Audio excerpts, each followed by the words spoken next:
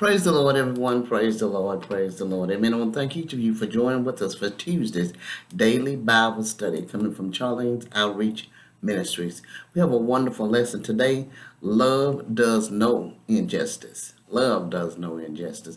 Coming from 1 Corinthians, the 13th chapter, the first verse through the 13th. Amen. We're going to get ready to move into our lesson. I want to ask if anything is said touches your heart, soul, or spirit. If you have any questions or comments, please feel free to jot them at the bottom of the screen below, and I will get to them as soon as possible. Also, if you would, subscribe to my channel and join with us as we gather together to study and meditate on the word of the Lord. Amen. We're going to get ready to move into our lesson, but first we're going to have prayer. Then we're going to move right into our lesson because we always want to give God thanks and give him the glory and seek him that he may give us wisdom while we are studying, that our eyes, ears, and our mind is open to what he has for each one of us. Amen. Our Father which art in heaven, hallowed be thy name, thy kingdom come, thy will be done on earth as it is done in heaven. Give us this day our daily bread, and forgive us our debts, as we forgive our debtors, and lead us not in no temptation, but deliver us from evil.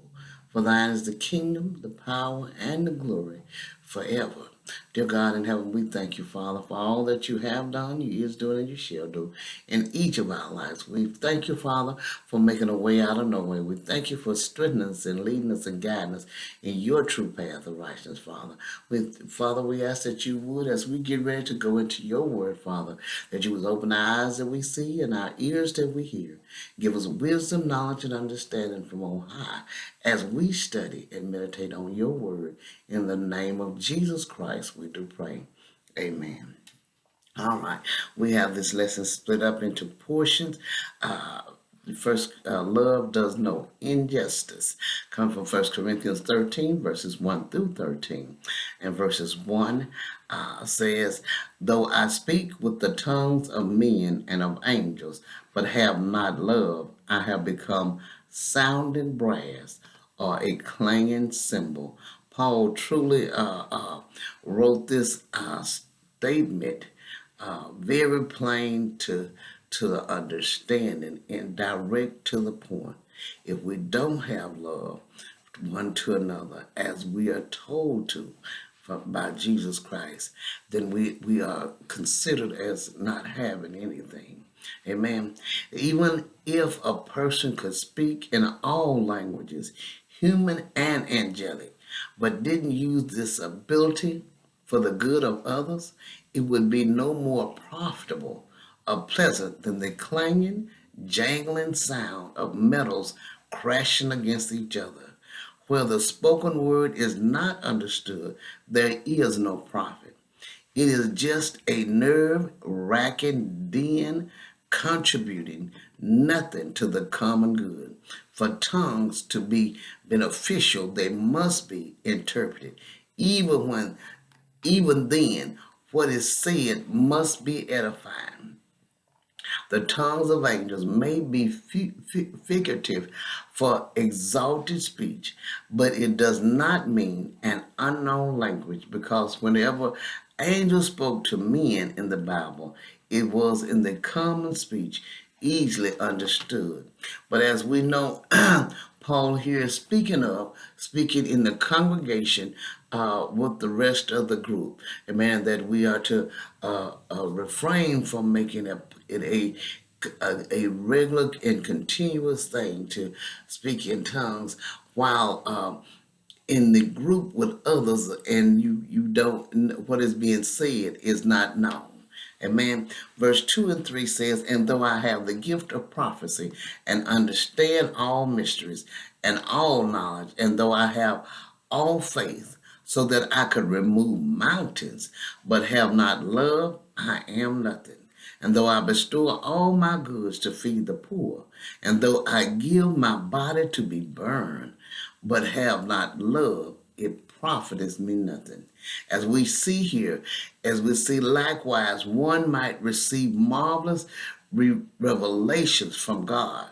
He might understand the great mysteries of God, tremendous truths hitherto unrevealed but now made known to him, he might receive a great inflow of divine knowledge, supernaturally imparted. He might be given that heroic faith which is able to remove mountains. Yet, if these wonderful gifts are used only for his own benefit and not for the edifying of other members of the body of Christ, they are of no value, and the holder is nothing, that is, he is no help to others. Amen. We're going to continue on.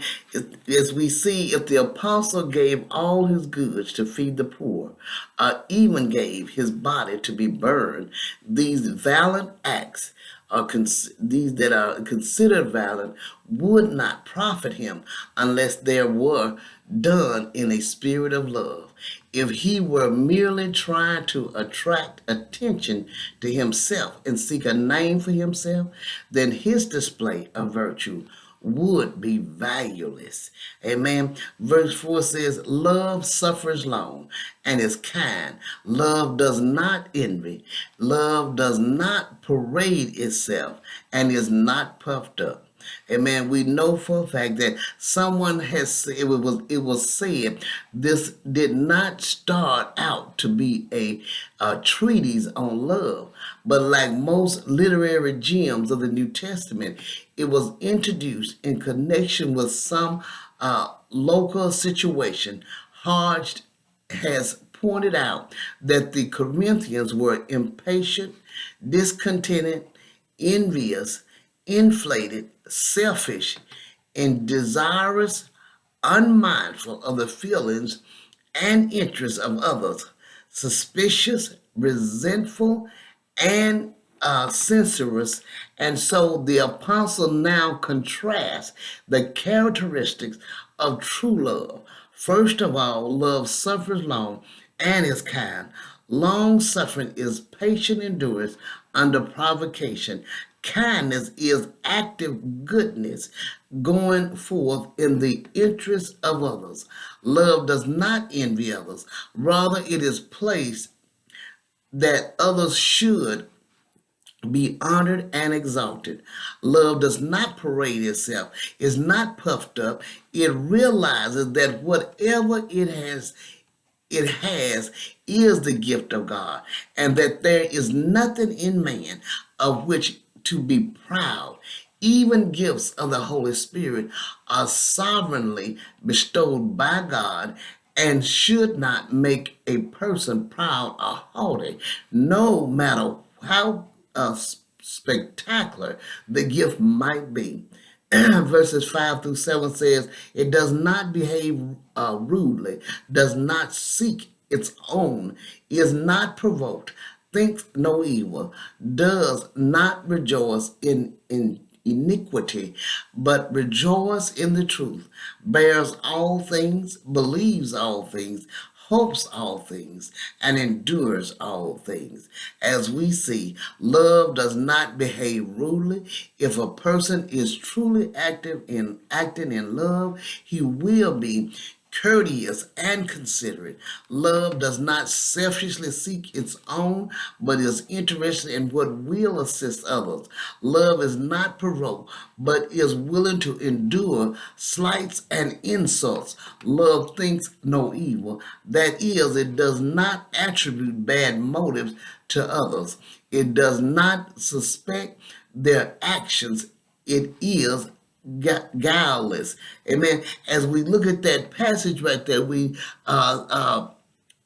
what comes to my mind is when we many times think of what someone else is doing and we look at it as if they have a bad motive. We put words in their mouth as if we know what they're thinking or saying. Amen. Love does not rejoice in iniquity, but rejoice in the truth. There is a certain mean streak in human nature which takes pleasure in what is unrighteous, especially if an unrighteous act seems to benefit oneself. This is not the spirit of love. Love rejoices with every triumph of the truth.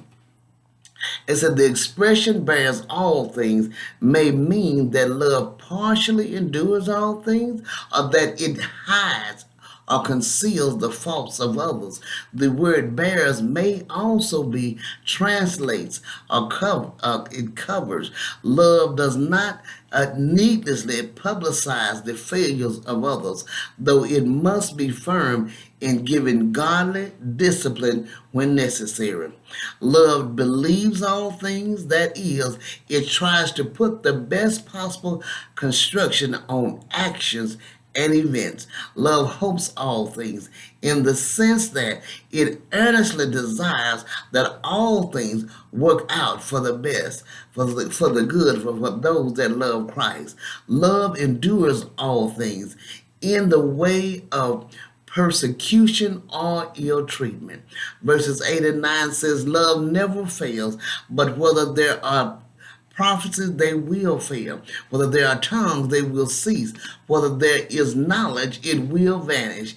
For we know in part and we prophesy in part. As we see as we have described the qualities and characterize those who exercise their gift in love, the apostle now takes up the preeminence of love as contrasted with the temporary character of gifts. Love never fails throughout eternity. Love will go on in the sense that we will still love the Lord and love one another. These gifts, on the other hand, are of temporary duration in the life. Our knowledge is partial at best, and our prophecies are then there are many things we do not understand in the Bible and many mysteries in the providence of God. We do not understand everything that the Lord has put in the Bible. And we know as we go forward in our life that God's opened up more and more understanding to us. But we do know if we are blessed to live a long life, then it will vanish at some point in our life.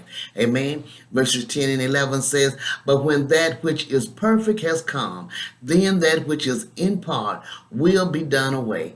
When I was a child, I spoke as a child. I understood as a child. I thought as a child.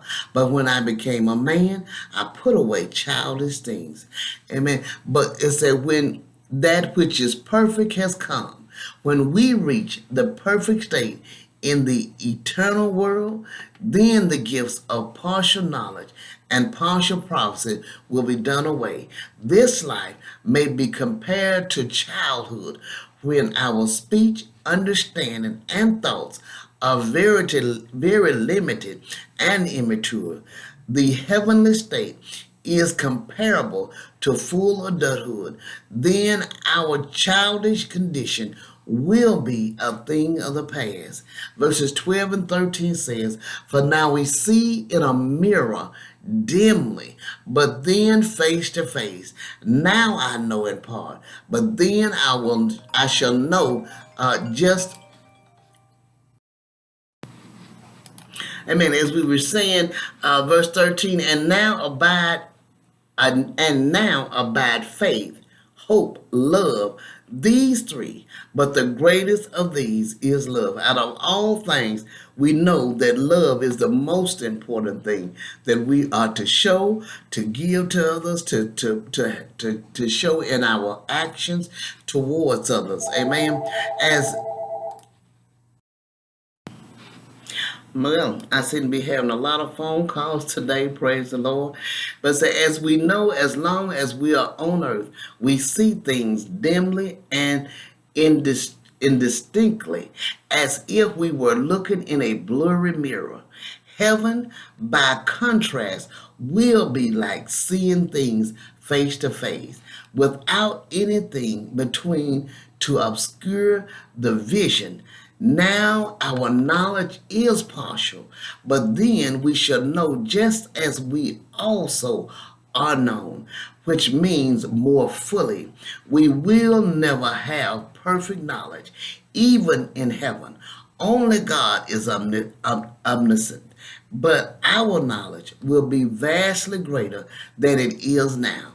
And love is the greatest of the graces because it is most useful to others and it is not self-centered but others-centered. Amen. This is a wonderful and powerful lesson. I pray you meditate on this lesson. Have a wonderful and blessed day.